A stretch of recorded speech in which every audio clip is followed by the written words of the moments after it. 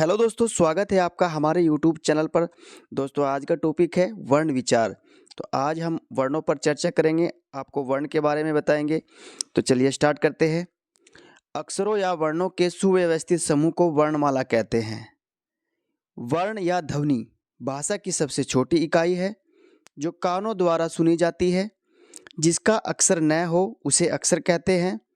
हिंदी भाषा की लिपि का नाम देवनागरी है। ये मोस्ट इम्पोर्टेंट है, याद रखना है।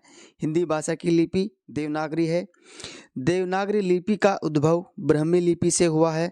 यह भी इम्पोर्टेंट है, पूछ लिया जाएगा। देवनागरी लिपि का उद्भव कहाँ से हुआ है? तो ब्राह्मी लिपि से हुआ है। हिंदी भाषा की वर्णमाला में 52 वर्ण हैं। स्वरों की संख्या कितनी है? 13 स्वर हैं। और व्यंजन कितने हैं? 39 39 व्यंजन हैं जो निम्नलिखित है। वर्ण विचार, आइए वर्णों पर विचार करते हैं। सबसे पहले स्वर।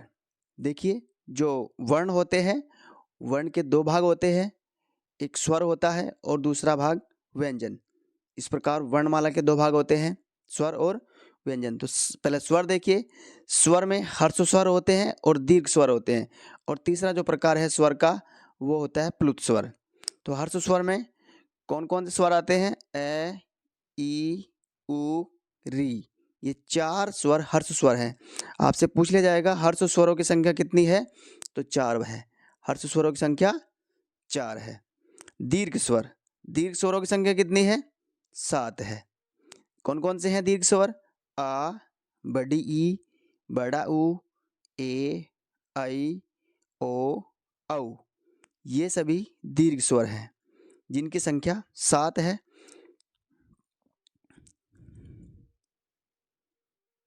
अनुस्वार, अब है अनुस्वार। अ के ऊपर जो अंक की बिंदी लगी होती है इसको बोलते हैं अनुस्वार। और यह है विसर्ग। अ के पीछे जो 2 बिंदी लगी होती है इसको बोलते हैं विसर्ग। अब ये जो दोनों है अंग और अ, ये अयोगवाही होते हैं। आपसे पूछ लिया जाएगा अयोगवाह कौन से होते हैं? तो अंग और अ, ये दोनों अयोगवाह होते हैं। इनकी संख्या 2 होती है। और इस प्रकार देखिए, 11 स्वर तो यहाँ पर हो गए, 4 ह्रस्व स्वर, 7 दीर्घ स्वर। तो कुल मिलाकर कितने हुए? 11 स्वर। और इनमें 2 अयोगवाह जोड़ देते हैं तो कुल हो जाते हैं 13 स्वर। तो आपसे अगर पूछ लिया जाए कि मूल स्वर कितने हैं? तो 11 हैं। और कुल स्वर कितने हैं? तो 13। अब देखते हैं स्वर तालिका, उच्चारण स्थान के आधार पर। अब देखिए, जो ए और आ, इन दोनों ही वर्णों का उच्चारण होता है कंठ से। ए और आ का उच्चारण होगा कंठ से, याद रखना है। छोटी ई और बड़ी ई, इन दोनों का उच्चारण होगा तालव्य से। छोटी ई और बड़ी ई का उच्चारण कहाँ से होगा? तालव्य से। री का उच्चारण स्थान होता है मूर्धन्य से। लिरी जो है ये संस्कृत का वर्ड है। लिरी संस्कृत का वर्ड है, तो इसे भी जान लीजिए। लिरी का उच्चारण स्थान होता है दंत्य से। छोटा ऊ और बड़ा ऊ, लघु ऊ और दीर्घ ऊ, इनका उच्चारण स्थान होता है ओष्ठ से। इसी प्रकार अंग का उच्चारण स्थान होगा नासिक्य से। ए ऐ का उच्चारण स्थान कंठ तालव्य से। इनके उच्चारण स्थान बहुत ही महत्वपूर्ण होते हैं, इनको रट लीजिए, याद कर लीजिए। अब है ओ औ का उच्चारण स्थान होता है कंठोष्ठ से। तो इस प्रकार अब आते हैं व्यंजन पर। व्यंजन देखते हैं। स्पर्श, सबसे पहले स्पर्श व्यंजन देखिए। स्पर्श व्यंजन में क्या है? स्पर्श व्यंजन में क वर्ग आते हैं, च वर्ग आते हैं, ट वर्ग, त वर्ग और प वर्ग। ये 5 वर्ग जो हैं स्पर्श व्यंजन के होते हैं। यहाँ से लेकर के यहाँ तक ये स्पर्श व्यंजन है जिनकी संख्या 25 है। एक प्रत्येक वर्ग में 5 वर्ण हैं, आप देख सकते हो। तो इस प्रकार टोटल स्पर्श व्यंजन के 5 वर्ग हैं जिनकी संख्या हो जाएगी कुल 25। तो अब देखिए इनके उच्चारण स्थान। सबसे पहले कै वर्ग में देखिए, कै वर्ग का जो उच्चारण स्थान होता है वो कंठ से होता है। यहाँ पे लिखा हुआ है साथ साथ कंठ है, क ख ग घ अंग। इन पांचों ही वर्ण का उच्चारण होगा कंठ से, याद रखना है। च वर्ग, च वर्ग का उच्चारण स्थान होता है तालव्य से। च छ ज झ अञ, ये पांचों ही वर्ण तालव्य से बोले जाते हैं। ट वर्ग, ट वर्ग का उच्चारण स्थान होता है मूर्धन्य। ट ठ ड ढ अण, इन पांचों वर्णों का उच्चारण स्थान होगा मूर्धन्य से, मूर्ध से होता है। त वर्ग, त वर्ग का उच्चारण स्थान होता है दंत्य।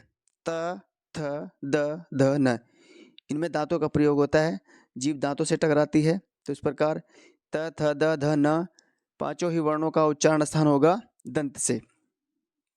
अब है प वर्ग, प वर्ग का उच्चारण स्थान होगा ओष्ठ से। प फ ब भ म, इस प्रकार इन पांचों वर्णों का उच्चारण होगा ओष्ठ से। अब देखते हैं अंतस्थ व्यंजन। अंतस्थ व्यंजन य र ल व, ये चारों वर्ण अंतस्थ व्यंजन हैं। आपसे पूछ लिया जाए अंतस्थ व्यंजन की संख्या कितनी है, तो 4 है। जिस प्रकार स्पर्श व्यंजन की संख्या कितनी थी, 25 थी, अंतस्थ व्यंजन की कितनी है, 4 है। अब है ऊष्म व्यंजन, श श स है, ये 4 वर्ण ऊष्म व्यंजन है। ऊष्म व्यंजन की संख्या कितनी है, 4 है। अंतस्थ व्यंजन की संख्या कितनी है, 4 है। संयुक्त व्यंजन, संयुक्त व्यंजन की संख्या भी 4 है। क्ष त्र ज्य और श्र, क्ष त्र ज्य और श्र, इनकी संख्या भी 4 है।